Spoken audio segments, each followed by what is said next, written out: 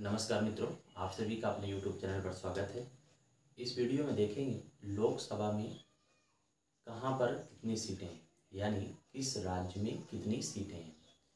जानते हैं लोकसभा में सीटों का प्रावधान। लोकसभा ALS में सीटें समझते हैं। पहले ट्रिक याद रखेंगे, सरल। इससे क्या है, 79, 80, 81। से अनुच्छेद 79 में संसद के गठन का प्रावधान है। संसद के गठन का प्रावधान है। से राज्यसभा की संरचना का उल्लेख है। राज्यसभा की संरचना का उल्लेख है। 81 अनुच्छेद 81 में लोकसभा की संरचना का उल्लेख है। तो इस वीडियो में देखेंगे लोकसभा में सीटें। पहले जानते हैं अधिकतम सीटें कितनी है। लोकसभा में अधिकतम सीटें कितनी है।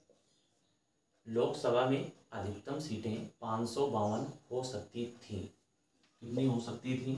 552 हो सकती थी। किंतु वर्तमान में अधिकतम जो सीटें हैं वो है आपकी 550। 552 से 550 क्यों हुई, इसका क्या कारण है? इसका कारण यह है कि एक संविधान संशोधन होता है, 104वां संविधान संशोधन अधिनियम 2019। इसके तहत क्या होता है, 552 में 550 सीटें निर्वाचन के लिए होती हैं, जिनका निर्वाचन होगा, और 2 एंग्लो इंडियन को मनोनीत किया जाता था। 104वें संविधान संशोधन अधिनियम 2019 के तहत एंग्लो इंडियन के प्रावधान को समाप्त कर दिया गया है। एंग्लो इंडियन के जो सदस्य निर्वाचित किए जाते थे, प्रावधान क्या कर दिया गया है? समाप्त कर दिया गया है। आगे जानते हैं, ये 550 हैं, इसका विभाजन देखिएगा। 550 अधिकतम है, तो इसके लिए क्या बताया गया कि 550 में से 530 जो सीटें निर्वाचित होंगी वो होंगी राज्यों से, और 20 सीटें जो होंगी वो होंगी कहाँ की? यूटी, यूनियन टेरिटरी, यानी संघ शासित से। आपको यहाँ तक बात समझ में आ रही होगी। ये अधिकतम सीटों का विभाजन। बात कर लेते हैं कि वर्तमान में लोकसभा में कितनी सीटों पर चुनाव होता है, यानी कितनी सीटों पर सदस्य निर्वाचित हो रहे हैं। तो इसकी संख्या हो जाएगी 543 सीटों पर चुनाव हो रहे हैं। 543 में कहाँ से कितने लिए जाएंगे, इस बात को भी याद रखिएगा।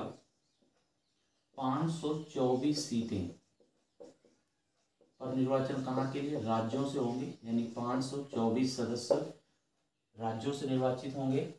इसके बाद घटा देंगे तो आ जाएगा 19 सीटें। कहाँ से ली जाएंगी?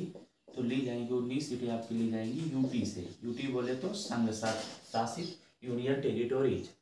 बात कर लेते हैं आगे, ये हो गया। अब बात करते हैं कि लोकसभा में सर्वाधिक सीटें किस राज्य में हैं और कितनी हैं। यहाँ से भी प्रश्न बहुधा पूछा जाता है, तो आइए जानते हैं। लोकसभा में यहाँ पर आपको प्रयास करेंगे कि एक कीबोर्ड में दिख जाए। लोकसभा में सर्वाधिक सीटें किस राज्य में है? सर्वाधिक सीटों वाले राज्य, लोकसभा में सर्वाधिक सीटों वाले राज्य। पहला आप जानते हैं उत्तर प्रदेश। उत्तर प्रदेश में लोकसभा के लिए कितनी सीटें हैं? 80 सीटें हैं। दूसरा है महाराष्ट्र, और तीसरा है पश्चिम बंगाल। चौथा है बिहार, और पांचवा है तमिलनाडु। कितनी कहाँ पर सीटें हैं? तो महाराष्ट्र में कितनी है? 48 हैं। पश्चिम बंगाल में 42 हैं, और बिहार में याद रखिएगा यूपी से आधी हैं, यानी 1/2 भाग 2 कर देंगे, आधी सीटें आ जाएगी। यहाँ पर कितनी है? 40। 40 से एक कम कहाँ पर है? यानी 39 सीटें कहाँ पर हैं? तमिलनाडु में हैं। ये हैं सर्वाधिक 5 राज्य जहाँ पर सर्वाधिक सीटें हैं।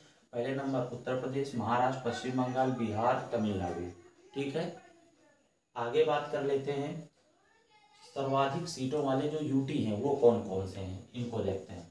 यूटी यानी संघ शासित, कहाँ पर कितनी सीटें हैं, यहाँ से भी प्रश्न बनते हैं। इससे पहले आपको बता देते हैं न्यूनतम सीटों वाले राज्य। न्यूनतम सीटों वाले राज्य, न्यूनतम सीटों वाले राज्य कौन कौन से हैं, नोट करिएगा, 3 लिख लेंगे। एक तो है आपका सिक्किम, यहाँ पर लोकसभा की कितनी सीटें हैं, तो आप याद रखिएगा 1 ही सीट है। क्लियर। लोकसभा के बाद याद रखिए, सिक्किम के बाद याद रखिएगा मिजोरम, यहाँ पर भी 1 सीट का प्रावधान है, 1 सीट है। मिजोरम के बाद नागालैंड, यहाँ पर भी कितनी सीटें हैं लोकसभा की, तो 1 सीट है। तो आपको ये तीनों याद रखने होंगे, क्योंकि प्रश्न में पूछा जाता है निम्नलिखित में से सर्वाधिक कम या सबसे कम जो न्यूनतम सीटें कहाँ पर हैं, तो यहाँ पर एक विकल्प आपको देखने को मिल जाएगा, इसलिए आपको तीनों याद होने चाहिए। बात कर लेते हैं संघ शासित की, कहाँ पर सर्वाधिक हैं, तो इसका पहला उत्तर आएगा दिल्ली। आपको बताया गया कि जो निर्वाचन हो रहा है वर्तमान में 19 सीटें कहाँ से दी जा रही हैं, यूपी से। 19 सीटों को देखिएगा यहाँ पर, दिल्ली में कितनी सीटों का प्रावधान है, 7। दिल्ली के बाद जम्मू एंड कश्मीर, यहाँ से कितनी है, तो कितनी है, 5। जम्मू कश्मीर, दिल्ली और जम्मू कश्मीर, क्लियर हो गया। और इसके बाद दादर नगर हवेली एवं दमन द्वीप, यहाँ पर कितनी है, तो यहाँ पर 2 हैं। आपको बताया गया कि 19 सीटें यूटी से वर्तमान में सीटें निर्वाचित की जा रही हैं, इनका निर्वाचन हो रहा है। तो 7, 5, 12, 2, 14, आपके पास कितनी सीटें बचती हैं, 5। बात कर लेते हैं कि न्यूनतम संघ शासित सीटें, सबसे संघ शासित यानी 5 यूटी ऐसी हैं जहाँ पर 1-1 सीटें हैं, वो कौन कौन सी हैं, तो आप जानते हैं कि यूटी कुल 8 हैं, उनमें से 3 यहाँ पर आप देख पा रहे हैं, दिल्ली, जम्मू कश्मीर और दादर नगर हवेली।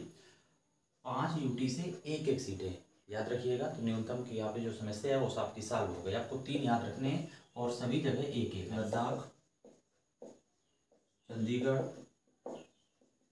लद्दाख, चंडीगढ़, पुदुचेरी, अंडमान निकोबार और कौन सा, लक्षद्वीप। ये 5 यूटी ऐसे हैं जहाँ पर 1-1 सीटों का प्रावधान है। तो एक यहाँ पर 5 हुई और 7, 5, 12, 2, 14, 14, 5, 19, ये 19 सीटों का यहाँ पर बात यहाँ पर कंप्लीट। बातें आगे के लिए बता देते हैं कि जो लोकसभा में सीटों का बंटवारा होता है उसका आधार क्या लिया जाता है। तो लोकसभा में सीटों का जो बंटवारा किया जाता है वो किया जाता है आपको जनसंख्या के आधार पर। किस आधार पर किया जाता है, जनसंख्या के आधार पर लोकसभा में सीटों का बंटवारा होता है। जनसंख्या का आधार वर्ष कब से लिया गया, तो आधार वर्ष लोकसभा में जनसंख्या का कब से लिया जाता है, तो इसका उत्तर है 1971 की जनसंख्या का या जनगणना का आधार वर्ष लिया जाता है 1971 का। ये कब तक यथावत चलेगा, यह भी प्रश्न पूछा जाता है, कब तक 1971 को ही माना जाएगा, तो उत्तर है अभी तक 2026 तक। 2026 तक ये क्या रहेगा, यथावत रहेगा।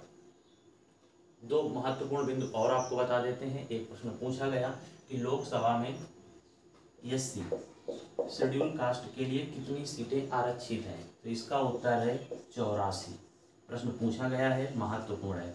एसटी के लिए शेड्यूल ट्राइब्स कितनी है, तो इसके लिए याद रखिएगा 47। एससी के लिए 84 सीटें आरक्षित हैं, एसटी के लिए 47 सीटें आरक्षित हैं।